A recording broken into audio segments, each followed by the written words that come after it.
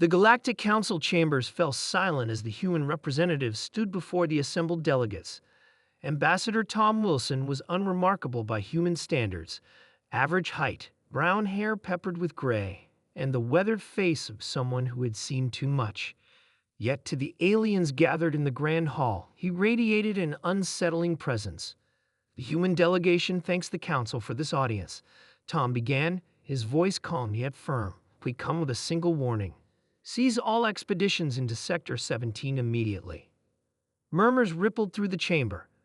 The council head, a tall, willowy being named Reth, leaned forward. Ambassador Wilson, Sector 17 contains valuable resources that benefit all council species. On what authority does Earth make such a demand? Tom's expression didn't change. It's not a demand, it's a warning. Reth exchanged glances with the other council members. Humans had only joined the galactic community 30 Earth years ago, yet they'd advanced at an alarming rate. While technologically behind most species, they had earned a peculiar reputation. Humans didn't make empty threats. Perhaps you could elaborate, Reth suggested. Tom nodded. 23 years ago, our deep space probes detected unusual energy patterns in Sector 17.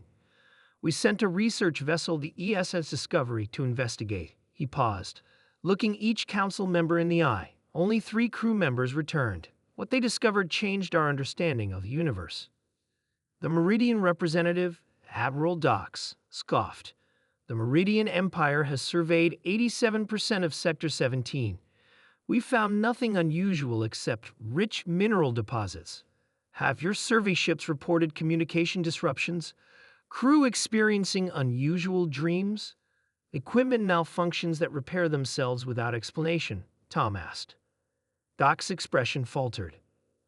I thought so, Tom continued. These are early warning signs. The Discovery crew called it the Veil, a boundary between dimensions. Our scientists believe Sector 17 contains multiple tiers in spacetime. What lies beyond those tiers is, he hesitated, hungry. Preposterous, huffed the Zentari diplomat. Humans are known for their vivid imaginations and superstitions. We're also known for our survival instinct, Tom replied evenly. The Discovery survivors provided detailed accounts of an entity that exists beyond conventional physics. It consumed 7 crew members before they managed to escape. Reth raised a hand for silence. Ambassador, while we respect human concerns, the Council requires evidence before restricting access to an entire sector. Tom nodded as if expecting this response. He withdrew a small device from his pocket and placed it on the central table. A holographic display activated, showing a woman with hollow eyes and trembling hands. This is Dr. Jane Reed, chief scientist aboard the Discovery, Tom explained. This testimony was recorded 3 days after their return. She took her own life the following morning. A hologram spoke, her voice brittle. It's aware of us now. We crossed a boundary we weren't meant to cross. It doesn't just kill, it unmakes, piece by piece. Mind first, then body. It learned from us. Each person it took taught it more about our reality. It's curious, patient, and it wants to explore our dimension the way we tried to explore its domain. The council chamber remained utterly silent as the recording continued. The entity exists in a state of perpetual hunger, not for organic matter, but for information, experience, consciousness itself. We've calculated that if it fully breaches our dimension, it could consume an entire planet's consciousness in minutes. There would be no defense. It doesn't operate by our physical laws. The hologram flickered as Dr. Reed leaned closer to the camera, her eyes wide. We gave it a glimpse of humanity. Now it's fascinated with us, with all sentient life.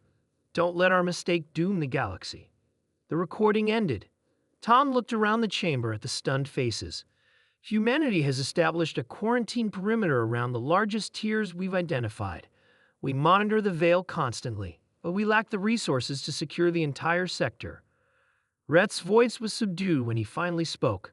Why not share this information earlier? Would you have believed us? Tom asked simply. We had to develop enough evidence and defensive measures first. The quarantine technology took years to perfect. Admiral Dox looked troubled.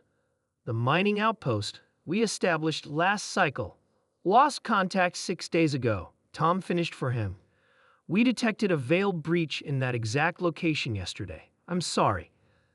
The Zentari diplomat's earlier skepticism had vanished. If this entity is as powerful as you claim, what can we possibly do?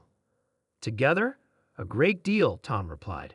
Human scientists have developed methods to detect breaches and temporarily seal them.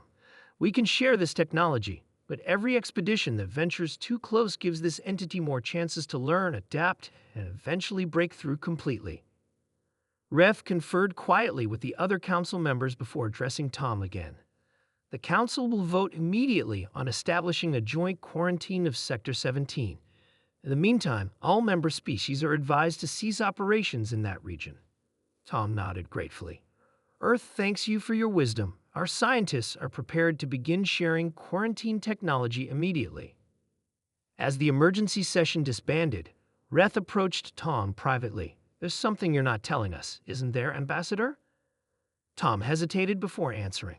The survivors didn't just bring back warnings, Counselor. They brought back dreams. Dreams that weren't theirs. The entity is already reaching out, testing our dimensional boundaries through consciousness itself. That's why humans pushed so hard to join the Galactic Council despite your comparatively primitive technology, Reth realized. You needed allies. We all do, Tom replied primly. What we know will terrify you, but what we don't know might destroy us all.